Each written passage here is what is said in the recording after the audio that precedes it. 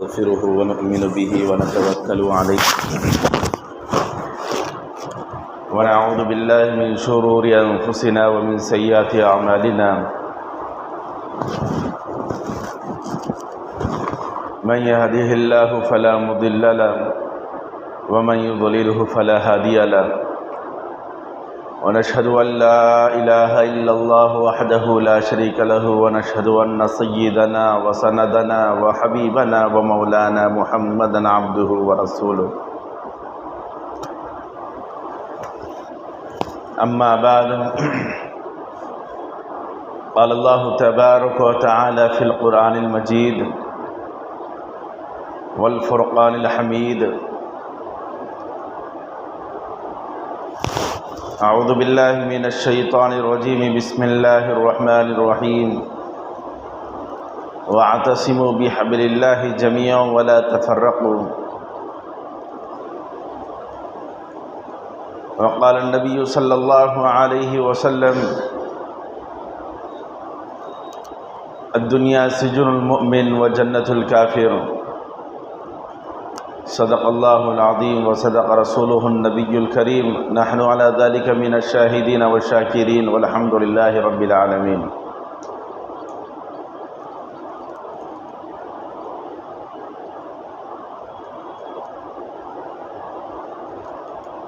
وہ معزز تھے زمانے میں مسلمان ہو کر وہ معزز تھے زمانے میں مسلمان ہو کر اور ہم خار ہوئے تاریک قرآن ہو کر۔ عزیزان گرامی، بزرگان اسلام، قرآن شریف جو ہے یہ ضابطۂ حیات ہے۔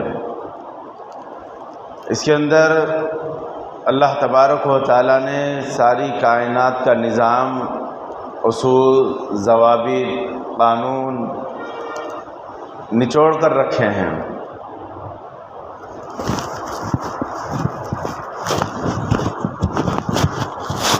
آج کے اس پرفتن دور میں اور اس پرآشوب دور میں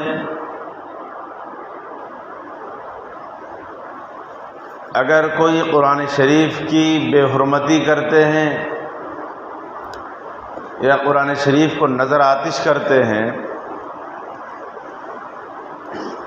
تو کوئی نیا کام یا نئی بات نہیں ہے۔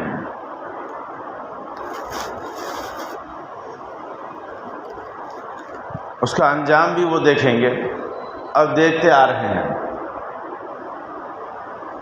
پھر دوسری بات جو گزشتہ جمعہ سے متعلق ہے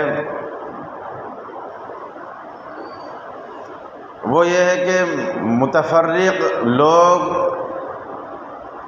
کوئی نبوت کا دعویٰ کرتا ہے، کوئی خدائی ہونے کا دعویٰ کرتا ہے، کوئی نبوت کا انکار کرتا ہے، کوئی ربوبیت کا انکار کرتا ہے۔ مختلف قسم کے مختلف ادوار سے لوگ اپنے آپ کو مختلف انداز سے پیش کرتے آ رہے ہیں۔ مسلمہ کذاب سے لے کر اب تک متفرق فرقے، متفرق افراد وجود میں آئے اور کئی ایک اپنے دعوے بھی کیے اور من گھڑت کلمے بھی سنائے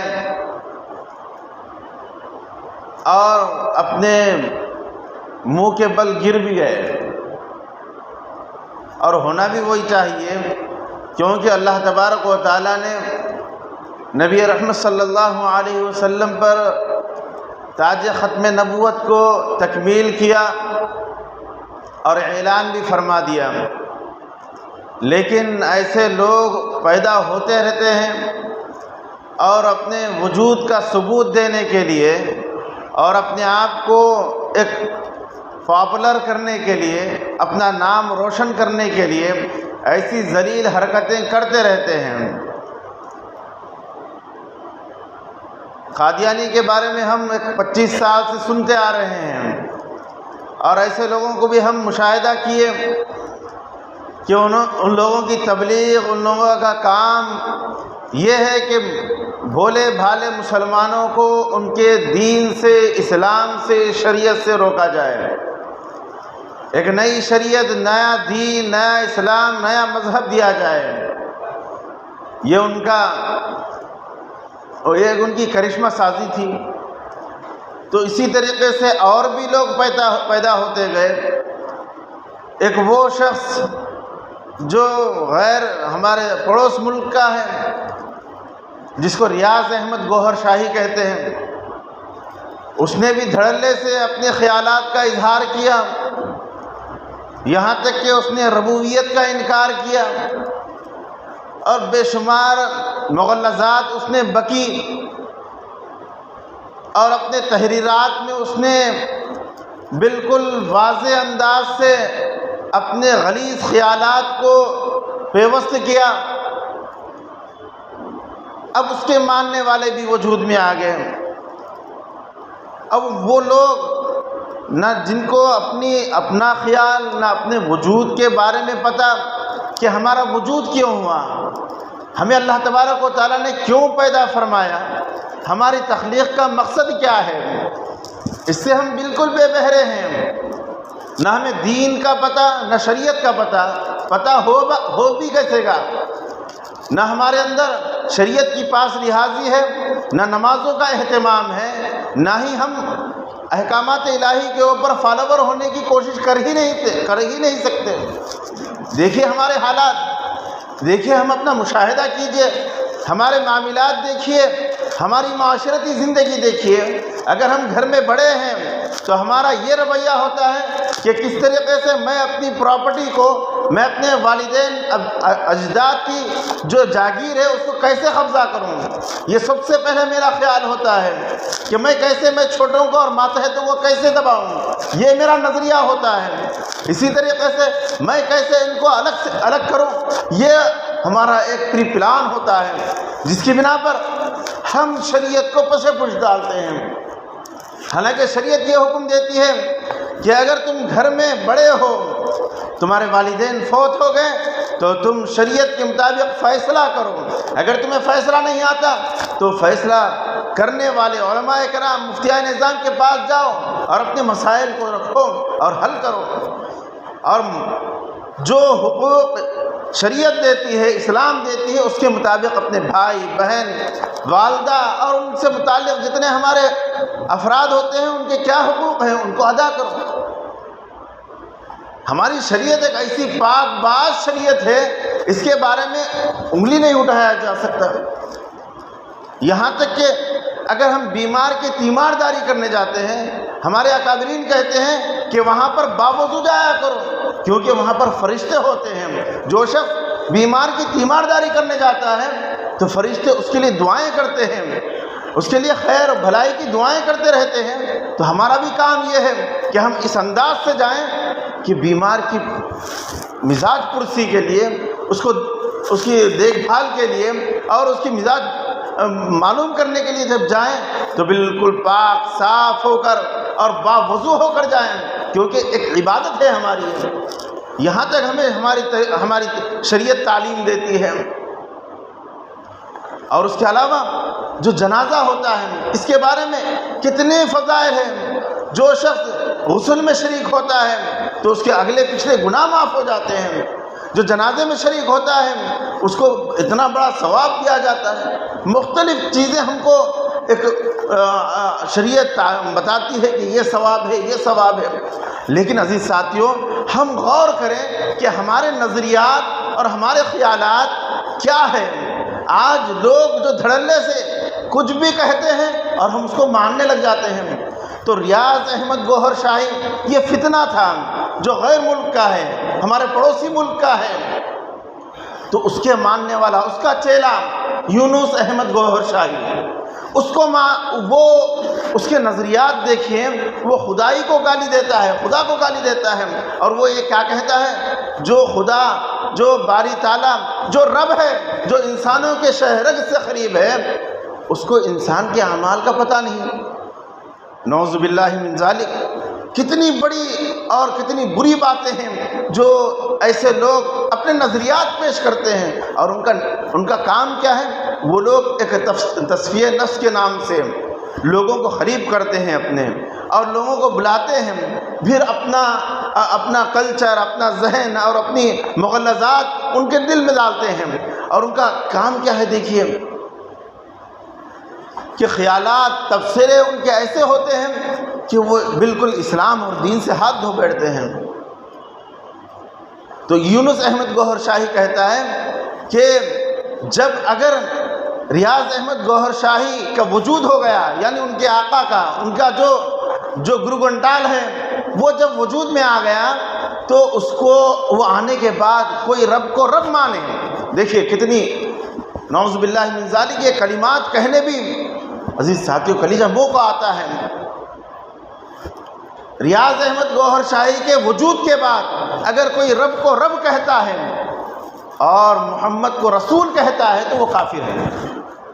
ایسے نظریات کے لوگ اپنی مغلظات پک رہے ہیں، اور آج ہم ہیں کہ دھڑلے سے ان کی بات کو ماننے لگ جاتے ہیں، اور دھڑلے سے ان کے کلمات کہنے لگ جاتے ہیں، ان کا کلمہ پڑھنے جاتے ہیں۔ یہاں شہر کی بات ہے ہمارے کہ پوچھنے والے نے ملاقات کرنے کے بعد پوچھا کہ خیریت سے ہے، تو وہ کیا کہتے ہیں؟ حضور ریاض احمد گوہر شاہی کے فضل سے خیریت سے ہوں۔ دیکھیں کتنی بری بات ہے نعوذ باللہ من ذالک کہ ایمان سے دھو بیٹھ رہا ہے وہ شخص، کفر تک پہنچ جا رہا ہے، لیکن اس کو اپنے نظریات کا، اپنے وجود کا اس کو تصور نہیں ہے کہ میرا وجود کیا ہے، میں کون ہوں، مجھ کو کس نے پیدا کیا، میری تخلیق کا مقصد کیا ہے۔ اللہ تبارک و تعالیٰ کلام پاک میں فرماتے ہیں وَمَا خَلَقْتُ الْجِنَّ وَالْإِنسَ إِلَّا لِيَعْبُدُونَ، اے انسانوں مت بھولو میں تم کو کیوں پیدا کیا، محض میں اپنی عبادت کے لیے میں تمہیں پیدا کیا ہوں۔ لیکن ہم دیکھیں کوئی چمکدار چیز بتاتا ہے تو ہم اس کی طرف لچک جاتے ہیں، پھسل جاتے ہیں۔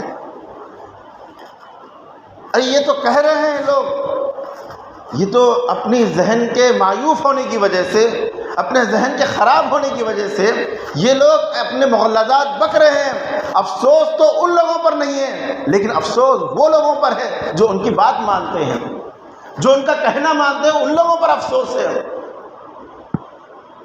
وجہ کیا ہے؟ وجہ یہ ہے کہ ہم ان چیزوں کو پس پش ڈال دیے ہیں، ان چیزوں کو ہم اپنی پیٹھ کے پیچھے رکھ دیے ہیں۔ ہمارے سامنے صرف ہمارا مقصد ہے، ہمارے سامنے صرف ہماری بڑھوتری ہے، ہماری صحت ہے، ہمارا مال ہے، ہماری آگے کی زندگی ہے، ہمارا فیوچر ہے۔ مگر ہم اپنے فیوچر کو کیا سمجھتے ہیں کہ میں اچھا ہو جاؤں، میرے پاس مال آ جائے، میرے پاس بلڈنگ آ جائے، میرے پاس کار آ جائے، میرے پاس دنیا کے تمام اسباب آ جائے، ہم اس کو فیوچر سمجھتے ہیں۔ حالانکہ فیوچر اس میں نہیں ہے۔ فیوچر ہمارا کیا ہے؟ ہمارا دنیا نہیں ہے بلکہ دنیا کے بعد والی زندگی ہے۔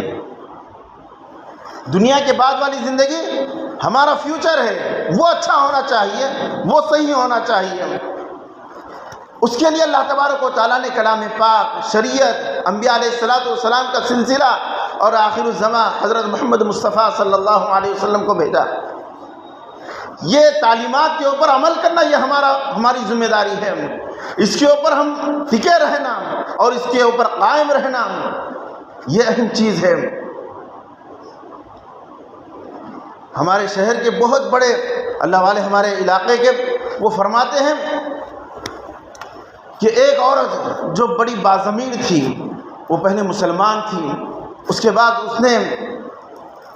اس کے نظریات بدلے، وہ ایمان سے ہاتھ دھو بیٹھی، کرسچن ہو گئی۔ اس کے بعد اس نے مطالعہ کیا اور اس کے تحقیق کی گہرائی سے، پھر اس کو ایمان کی دولت نصیب ہوئی۔ تو وہ ایک اللہ والے کے پاس آتی ہے، کہتی ہے کہ آپ نے میری وہ ضرورتیں پوری کی جو مجھ کو ضرورت تھی، یعنی حالات سے دوچار تھی، تو اس کو ضروریات کی چیز مہیا کی گئی، گھر دیا گیا۔ تو انہوں نے کہا کہ یہ سب تو ضرورت کی چیز تھی، آپ دعا دے دیجیے۔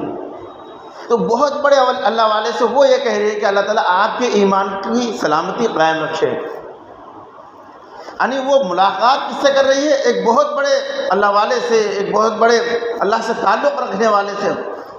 یعنی ایمان وہ چیز ہے، کیونکہ ایمان کا اس کو یقین ہو گیا ہے کہ ایمان کیا چیز ہے۔ لیکن آج ہمارے اندر ایمان اور ایمانی حرارت نہیں ہے، جس کی وجہ سے عزیز ساتھیوں آج ہم بے بہرے ہوتے جا رہے ہیں۔ اسلامی تعلیمات، شریعت کی روح سے ہم بہت دور ہوتے جا رہے ہیں۔ وجہ یہ ہے کہ آج ہم کلام پاک کی تعلیمات اور کلام پاک کے اوپر ہم عمل کرنا چھوڑ دیے ہیں۔ کلام پاک اور قرآن شریف یہ کیا ہے؟ منشور ہے، ہمارے لیے ایک اصول اور ضابطہ ہے اس کے اندر، ہم اس کے قانون کو ہم جاننا چھوڑ دیے ہیں۔ ہم کیسے جان سکتے ہیں؟ کیونکہ نہ ہمیں پڑھنا آتا ہے، نہ ہم سمجھنا آتا ہے، اور نہ ہم کبھی کوشش بھی نہیں کی اس بات کی کہ ہم کبھی تلاوت کریں گے۔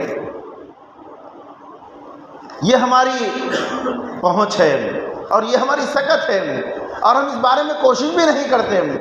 ہاں یہ ہم دیکھتے ہیں کہ میرا بچہ فلاں اسکول میں پڑھ رہا ہے، میرا بچہ ایسا ٹیلنٹڈ ہو گیا ہے، میرا بچہ ایسا ناچ رہا ہے، میرا بچہ فلاں کی نمونے کے مطابق ناچ رہا ہے، ڈانس کر رہا ہے، اس کو آئیڈیل بنا رہا ہے، اس کے مطابق اس نے ہیئر کٹنگ رکھی ہے، اس کے مطابق اس نے اپنا اسٹائل بنایا ہے، لباس حلیہ بنایا ہے۔ ہم اس کو دیکھ کر خوش ہوتے ہیں۔ کبھی ہم نے اپنے بچے کے بارے میں یا اپنے بارے میں یا اپنے گھر کے افراد کے بارے میں کبھی یہ نہیں سوچا کہ اس نے نماز بھی پڑھا یا نہیں، اس کو قرآن پڑھنے آتی ہے یا نہیں، کیا اس نے شریعت کے مطابق زندگی گزار رہا ہے یا نہیں، یا آگے کی زندگی وہ شریعت کے مطابق چلے گا یا نہیں، اس کی شادی بیاہ اور شادی کے احکامات کیا ہے، کچھ پتہ نہیں۔ نہ ہمیں پتہ ہے، نہ ہم اپنے اولاد کو یہ تعلیم دینے کی فکر کرتے ہیں، جس کی بنا پر عزیز ساتھیوں آج معاشرے کے اندر بہت سارے فتنے وجود میں آ رہے ہیں، اور ان فتنوں کا شکار ہم خود ہو رہے ہیں، کوئی اور نہیں، کوئی اور انسان نہیں، انسان ہم ہی ہیں۔ اور آج ہمارا ایمان خراب ہوتے جا رہا ہے، ہماری تعلیمات نہ ہونے کی وجہ سے، دینی تعلیمات نہ ہونے کی وجہ سے، دینی فکر نہ ہونے کی وجہ سے عزیز ساتھیوں ہم منتشر ہوتے جا رہے ہیں۔ آج دیکھیں ہمارے ملک کے اندر حالات کیا ہیں۔ مسلمان صرف اگر مسلمان نام سن لیتے ہیں تو انتشار آ جاتا ہے۔ ہم نے دیکھا نیوزوں میں، ابھی دیکھ رہے ہیں ہم حالات کیسے کشیدہ ہوتے جا رہے ہیں۔ ٹرین کے اندر صرف مسلمان ہونے کے ناطے اسے گولی سے اڑا دیا جا رہا ہے۔ مسلمان نماز پڑھ رہا ہے تو اس کے سامنے کچھ اور بکا جا رہا ہے، کوئی منتر پڑھا جا رہا ہے۔ کیوں؟ اسلام دین کے اندر اتنی طاقت ہے کہ لوگوں کے ہوش آ جاتے ہیں۔ جن کو اپنے مذہب کا پتہ نہیں تھا وہ موبائل میں دیکھ کر بھی پڑھنا شروع کر دیتے ہیں۔ دیکھو نمازی پڑھ رہا ہے تو نماز میں ڈسٹرب کرو، جب تک اس کو ہوش ہی نہیں تھا۔ نماز کے اندر اتنی طاقت ہے کہ دوسروں کو اپنے وجود کا ثبوت آ جاتا ہے۔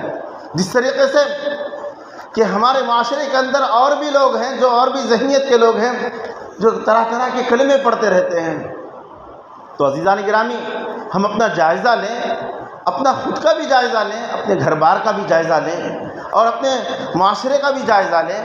ہمارے معاملات، معاشرتی زندگی، اخلاقیات کو ہم دیکھیں، ہمارے اخلاق کتنے گھٹیا ہیں۔ اگر ہم کسی کو ادھار دیتے ہیں یا ہم کسی کو قرض حسنہ لیتے ہیں تو ہمارا رویہ کیسے ہوتا ہے؟ ایک صاحب نے کہا قرض حسنہ ہے صاحب، لے کر ہنسنا چاہیے، پیسے واپس نہیں کرنا چاہیے۔ جو متعین وقت ہے اس متعین وقت پر جب صاحب پوچھنے گئے بھئی آپ مجھ سے قرض لیے تھے فلاں تاریخ تک، قرض حسنہ جس میں سود نہیں، جس میں کوئی کسی چیز کا معاملہ نہیں، بالکل صرف جتنے پیسے لیے تھے اتنے پیسے واپس کرنا ہے۔ بولے کہ صاحب میں فلاں تاریخ کو دوں گا۔ ٹھیک ہے، فلاں تاریخ گزرنے کے بعد وہ صاحب گئے، بھائی صاحب پیسے دیجئے میرے۔ ابھی آ کر وہ صاحب بول بھی نہیں رہے ہیں، دیکھیے ان کا احسان۔ لے گئے، ابھی آپ قرض حسنہ دیے تھے مجھے۔ قرضہ حسنہ اس کو کہتے ہیں، قرضہ پیسے لے کر ہنسنا چاہیے، پیسے دینا نہیں چاہیے۔ ایسے ہمارے نظریات ہو گئے ہیں۔ تو یہ دین کا مذاق نہیں ہے کیا؟ یہ دین اور شریعت کی تعلیمات کا مذاق نہیں ہے؟ پھر ہمارے اندر دین کہاں رہے گا؟ شریعت کہاں رہے گی ہمارے اندر؟ عزیز ساتھیوں ہم اپنے ہر پہلو سے، اپنے ہر زاویے سے اپنا جائزہ لیں، اپنے اخلاقیات کے اعتبار سے، اپنے معاملات کے اعتبار سے، اپنے معاشرتی زندگی کے اعتبار سے، اپنی عبادات کے اعتبار سے۔ آج ہماری عبادتوں کا دیکھیے کیا رویہ ہے ہمارا؟ ہم بالکل عبادات سے تو بالکل ایسے پاک صاف ہو گئے، ارے بھائی اللہ کا معاملہ ہے، تو کیوں بیچ میں آ رہا ہے؟ تمہیں کیا پڑی ہے؟ تم کیوں اس کے اندر مداخلت کر رہے ہو؟ میں نماز پڑھوں گا یا نہیں پڑھوں گا، اللہ مجھے معاف کرنے والا ہے۔ اللہ کے نبی صلی اللہ علیہ وسلم نے فرمایا عقل مند اور ہوشیار وہ شخص ہے جو موت سے پہلے موت کی تیاری کر لے۔ الکیس من دان نفسہ وعمل لما بعد الموت والعاجز من اتبع ہواہ وتمنى علی اللہ، اور بیوقوف وہ شخص ہے جو اپنی نفسانی خواہشات پر عمل کرے اور اللہ سے لو لگائے۔ اللہ معاف کرنے والا ہے، اللہ غفور الرحیم ہے۔ ارے بھائی اللہ غفور الرحیم ہے، اسی وجہ سے ہم جی رہے ہیں، اسی وجہ سے ہم کھلے پھر رہے ہیں۔ اگر ہمارے گناہوں کی گندگی کے اندر اگر بو ہوتی، سڑان ہوتی، تو کوئی ہمارے قریب نہیں آتا۔ ایسے ہمارے کرتوت ہیں، ایسے ہمارے اعمال ہیں، لیکن اللہ تعالیٰ ہمارے اوپر پردہ پوشی کیے ہوئے ہیں، ہمارے اعمال کے اوپر، ہمارے کردار کے اوپر اللہ تعالیٰ ڈھانکے ہوئے ہیں۔ اگر کوئی ہمیں کہہ رہا ہے تو اس کا احسان مانیں، اگر کوئی ہمیں متوجہ کر رہا ہے دین کی طرف، شریعت کی طرف، تو ہم اس کا احسان مانیں۔ یہ نہیں کہ ہم فقرے کسیں یا ہم کوئی ایسی بات کہیں جو شریعت کا مذاق اڑایا جا رہا ہے۔ اللہ تعالیٰ ہم سب کو دین کے اوپر اور دین کی صحیح سمجھ عطا فرمائے، دین کے اوپر صحیح چلنے والا بنائے، احکامات الہی کے اوپر پابند ہونے والا بنائے۔ آج ہم سربلند اور سرخرو اسی وقت ہو سکتے ہیں ہم جب مکمل مومن بن جائیں، مکمل ایمان والے بن جائیں، مکمل ہم ایمان پر چلنے والے بن جائیں، تبھی ہم سرخرو ہو سکتے ہیں۔ کیونکہ یہ ہمارے لیے ایک تاریخ ہے، کیونکہ ہم اپنی تاریخ کو بھلا دیے ہیں۔ ہمارے اولیاء کرام، بزرگان دین، صحابہ کرام، ہمارا ماضی بڑا روشن تھا، لیکن آج بالکل تاریخ ہے ہمارا زمانہ۔ وجہ یہ ہے کہ ہم اپنی تاریخ کو بھول گئے ہیں۔ ہمارے اللہ والے بزرگان دین جو اس دنیا کے روشن چراغ تھے اور سب ان کی پیروی کیا کرتے تھے، اور وہ سربلند اور سرخرو تھے دنیا کے اندر، ان سے پوری دنیا چلا کرتی تھی، لیکن آج ہم ہیں کہ ہم کو نشانہ بنایا جا رہا ہے، ہم کو پریشان کیا جا رہا ہے۔ سب سے سستا خون وہ مسلمان اور ہمارا خون ہے۔ وجہ یہ ہے کہ ہم نے اپنی تاریخ کو بھول گئے، اپنے وجود کو بھول گئے۔ اللہ تبارک و تعالیٰ نے ہمیں متحد اور متفق ہونے کے لیے حکم دیا ہے، وَاعْتَصِمُوا بِحَبْلِ اللَّهِ جَمِيعًا وَلَا تَفَرَّقُوا۔ اے لوگو، اے مسلمانوں، اللہ کی رسی کو مضبوطی سے تھام لو، ایک جٹ ہو جاؤ، متحد ہو جاؤ۔ ید اللہ علی الجماع، اللہ کے نبی صلی اللہ علیہ وسلم فرماتے ہیں جماعت کے اوپر، متحد ہونے کے اوپر اللہ کا ہاتھ ہے، اللہ کی مدد ہے۔ آج ہم متفرق چیزوں کے اندر متفرق ہم بٹے جا رہے ہیں اور علیحدہ ہوتے جا رہے ہیں، کوئی تفرقے کے نام سے، کوئی مذہب کے نام سے، کوئی خاندان قبیلے کے نام سے، کوئی اپنی ذہنیت کے عنوان سے ہم الگ الگ بستیوں کے اندر، الگ الگ علاقوں کے اندر، الگ الگ حلقوں کے اندر بٹ چکے ہیں، جس کی وجہ سے آج ہم بالکل بکھرے ہوئے ہو گئے ہیں۔ آج ہم کو ہر ایک نشانہ آسانی سے بنا رہا ہے۔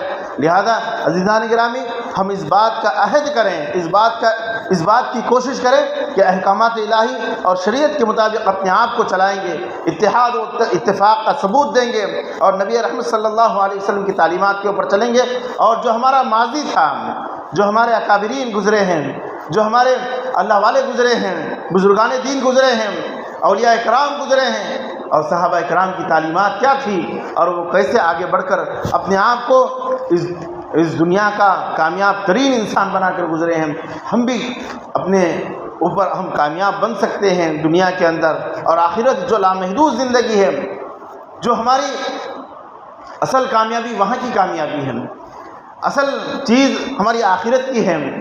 یہ دنیا تو گزرگاہ ہے، کیونکہ یہ اللہ کے نبی صلی اللہ علیہ وسلم نے فرمایا کہ دنیا کافر کے لیے جنت کی مثال کے طور پر ہے، اور مومن کے لیے یہ قید خانے کے طور پر ہے۔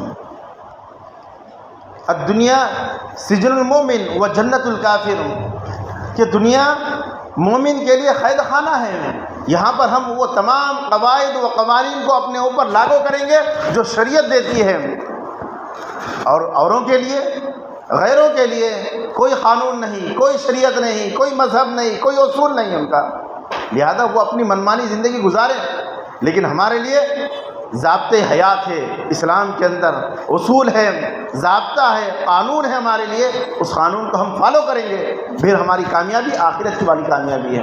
جو لامحدود زندگی ہے ہماری، اس میں ہمیں کامیاب ہونا ہے۔ اللہ تبارک و تعالی ہم سب کو ان باتوں پر عمل کرنے کی توفیق نصیب فرمائے، کہنے والا بھی محتاج، سننے والے بھی محتاج، ہم سب کو عمل کی توفیق عطا فرمائے، آمین۔ وما علینا الا البلاغ، جو احباب سنت نہیں پڑھے سنتیں پڑھیں۔